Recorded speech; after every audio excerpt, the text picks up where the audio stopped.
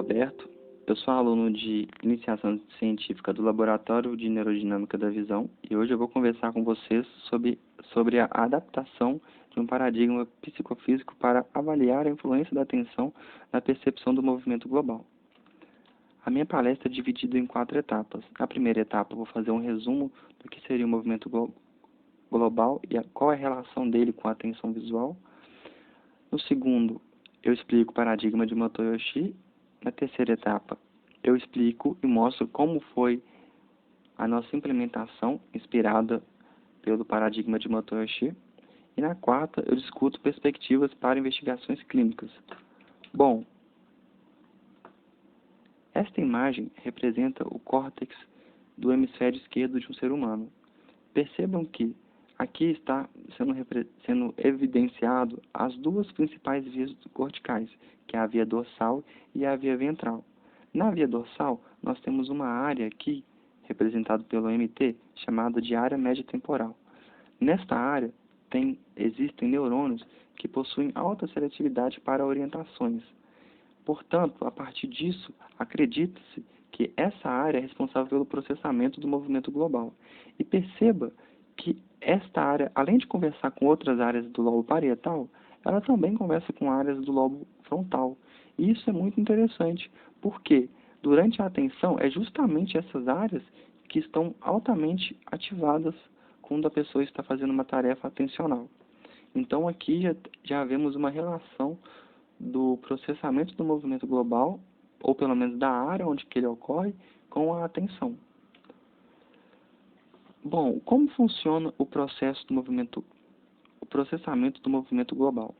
Suponhamos que tem um objeto se movimentando no seu campo visual.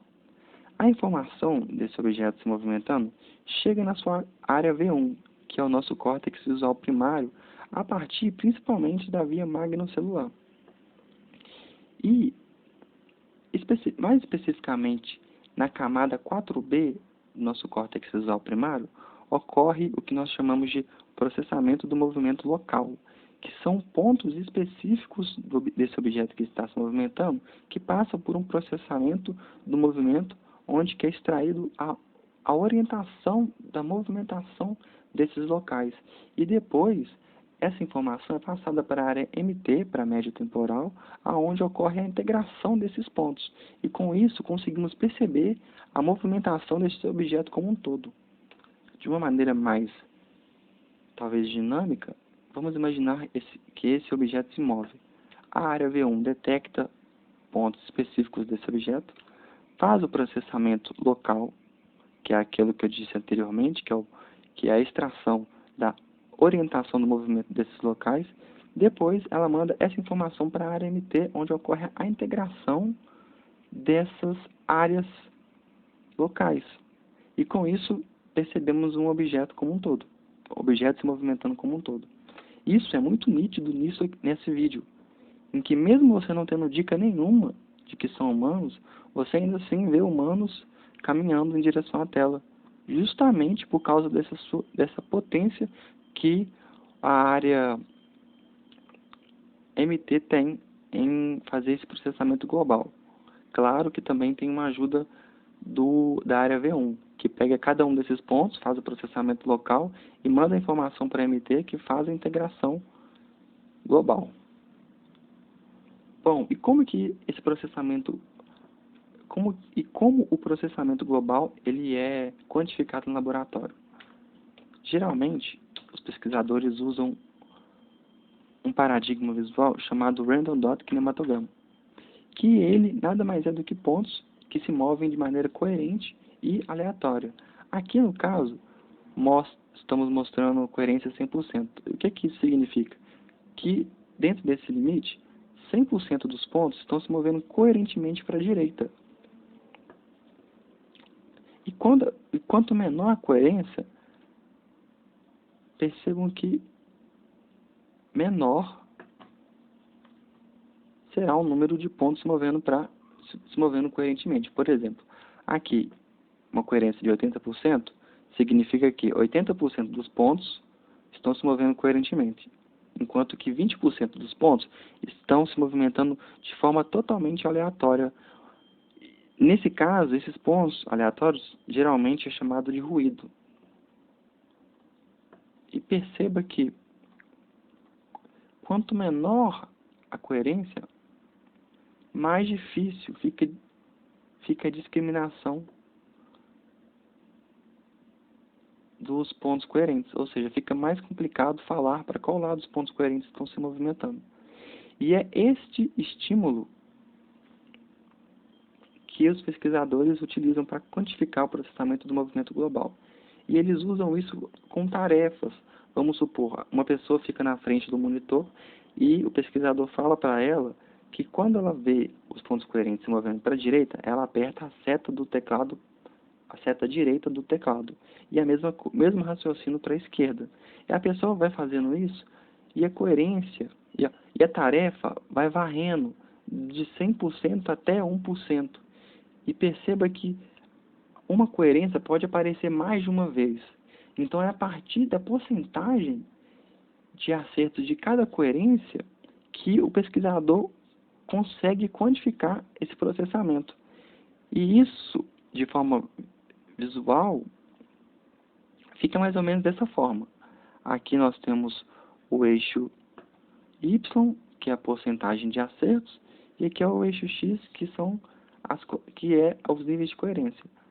Perceba que aqui o pesquisador pegou a porcentagem de acerto de cada uma das coerências e colocou esse dado em uma função chamada função psicométrica e plotou o gráfico dessa função.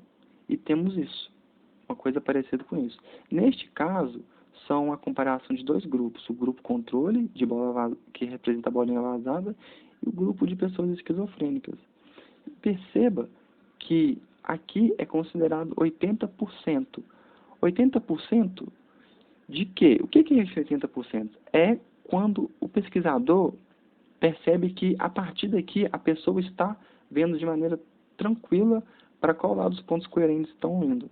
Então, a partir daqui, conseguimos chegar no limiar de percepção. Ou seja, qual é a coerência que a pessoa começa a ter um poder confiável de discriminação.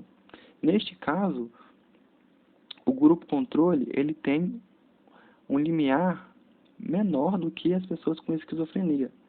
E o que isso mostra? Mostra que as pessoas esquizofrênicas possuem uma certa dificuldade do processamento do movimento global.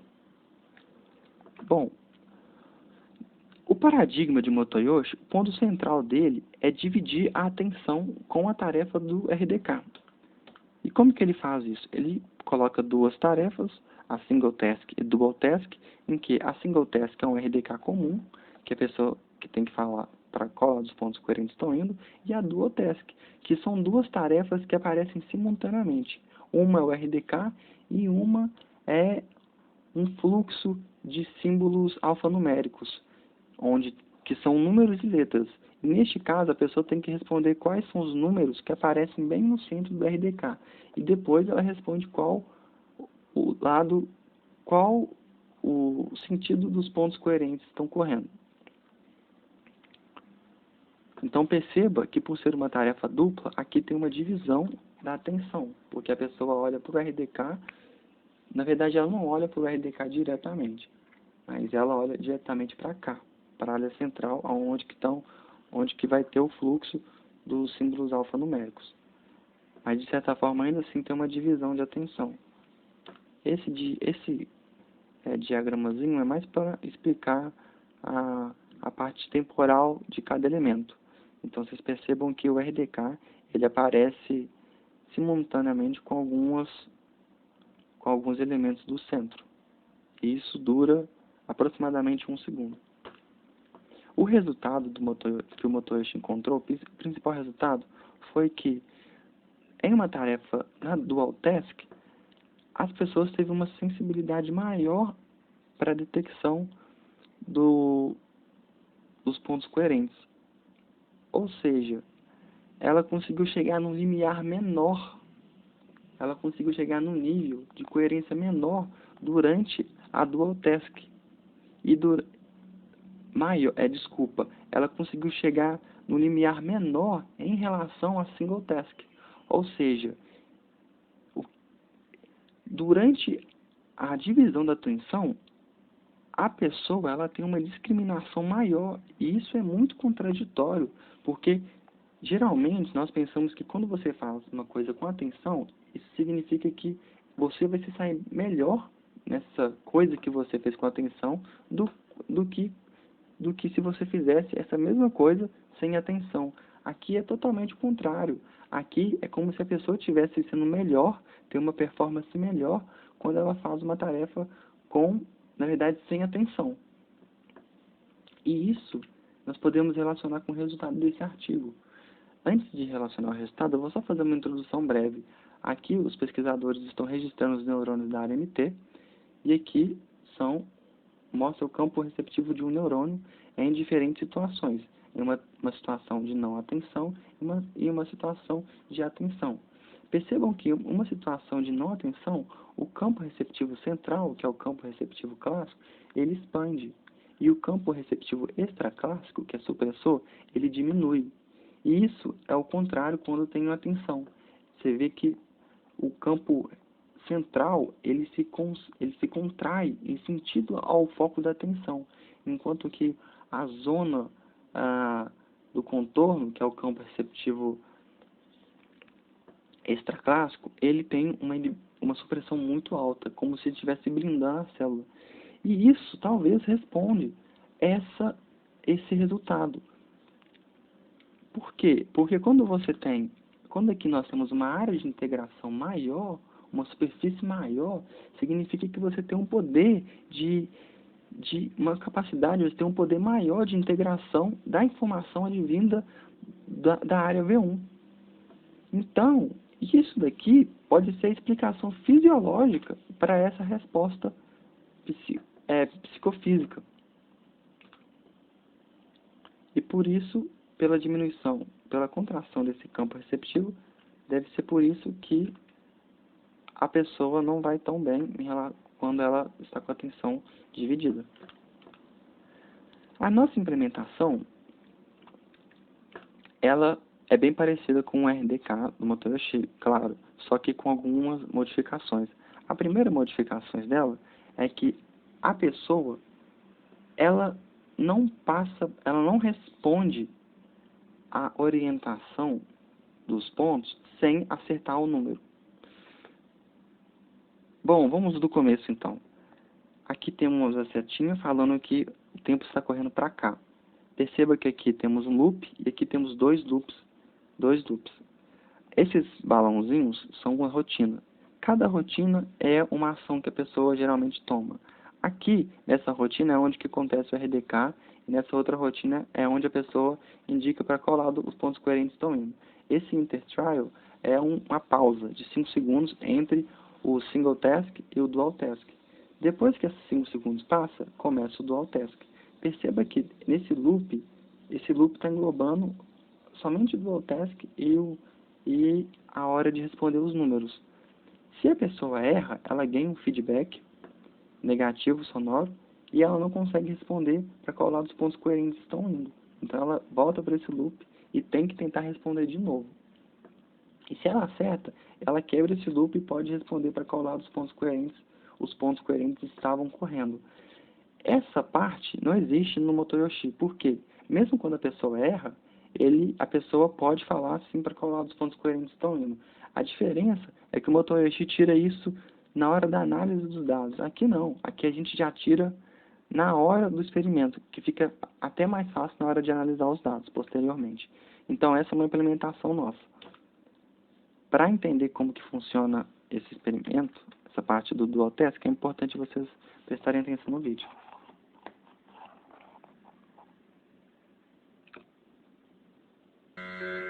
Esse foi o feedback negativo. Positivo. Então, positivo, a pessoa responde o movimento coerente.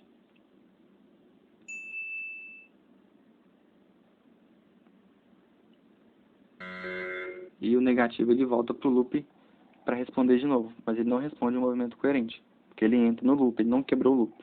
Enfim. Bom, agora o que seria um método adaptativo?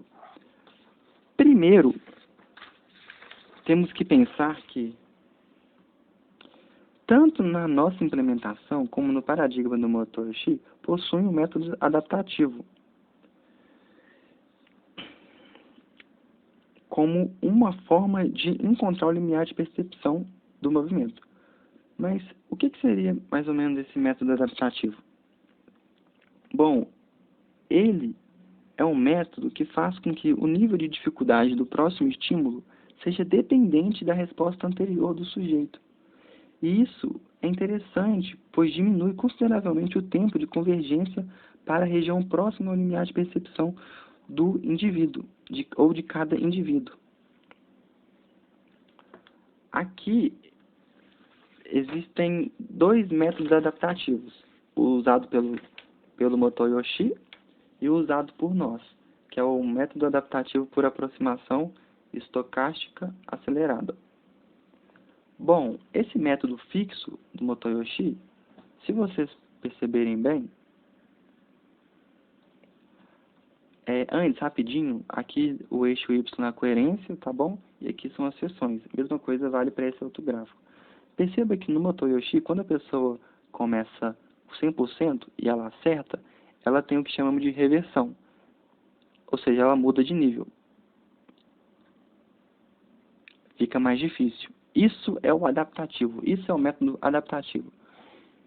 E quando a pessoa acerta de novo, ela tem outra reversão e temos, de novo, uma diminuição do nível. Ou seja, temos um aumento de dificuldade. Diminuição do nível, no caso, diminuição da coerência. Perceba que quando a pessoa erra, ela volta um intervalo. Esse intervalo a gente chama de step size. E perceba que esse intervalo é fixo. Mesmo se a pessoa ficar horas e horas fazendo esse experimento, o intervalo vai ser sempre fixo. E isso não é tão interessante. Por quê? Suponha que o limiar dessa pessoa aqui seja por volta de 10%.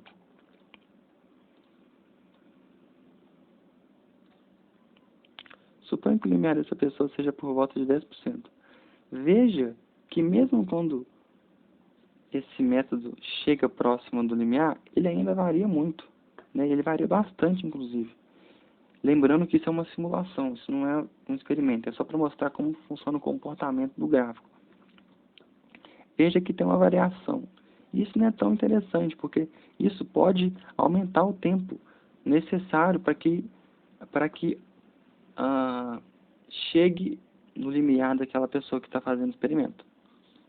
Em contrapartida, o método adaptativo que nós colocamos, que nós implementamos no nosso RDK, ele parece mais interessante, porque o step size dele não é fixo, pois varia de acordo com cada reversão.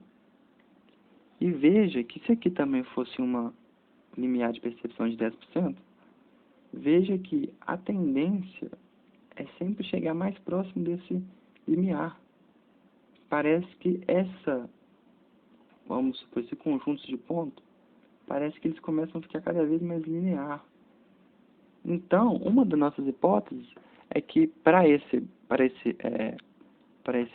nova implementação, é que esse método ele seja mais rápido, chega no limiar mais rápido do que o método mostrado por Motoyo Xi. E isso não significa que esse método é melhor do que do Motoyo Xi. São métodos que funcionam. A diferença que a gente está hipotetizando é que esse método da direita, ele chega mais rápido no limiar de percepção. Bom, aqui é o nosso resultado piloto. Aqui é uma pessoa que se voluntariou para ajudar a gente com os resultados e tudo. E aqui temos o resultado, um resultado piloto. Lembrando que esse resultado piloto é de um dos autores do estudo. No eixo Y temos a coerência em logaritmo e no eixo X nós temos os trials ou as sessões. Perceba que segue bem a ideia do Motoyo Xi. Os pontos vermelhos é a Dual Task e os pontos azuis é a Single Task. Perceba que o limiar dele na Dual Task é menor do que o limiar na Single Task. E é exatamente isso que o Motoyoshi encontrou no trabalho dele. Então, mesmo com aquelas implementações que fizemos, ainda assim chegamos no resultado esperado a partir da análise do artigo do Motoyoshi. Bom, e quais são as nossas perspectivas para as investigações clínicas? Nós sabemos que pessoas do espectro autista ou da esquizofrenia e dislexia possuem déficit atencional variado. Portanto, seria interessante analisar o comportamento dessas pessoas nesse tipo de tarefa, pois se de fato a atenção exerce uma modulação no campo receptivo dos neurônios da área médio-temporal, é possível que essas pessoas, dependendo da magnitude do déficit atencional, tenham um processamento do movimento prejudicado durante a Dual Task. Logo, teriam um limiar talvez pior ou parecido com o Single Task. Bom, esse daqui é uma imagem resumo, mostrando o que a gente acredita que esteja acontecendo durante a tarefa do RDK. Quando a pessoa tem atenção diretamente para o RDK, tem aquela constrição da área central, e quando a pessoa não tem a atenção diretamente para o RDK, ou seja, a atenção dividida, tem aquela expansão da área central, que melhora, na verdade, que aumenta a capacidade integrativa das células da área médio-temporal. Bom, é isso. Eu espero que tenha sido claro. Eu gostaria de agradecer os colaboradores do projeto, agradecer vocês ouvintes, agradecer a comissão do Congresso e também agradecer a quem deu o suporte financeiro para que o projeto aconteça, que é o CIEX, da FMG, a Fundep, a FASE e a Fundação Hospital dos Olhos. Obrigado.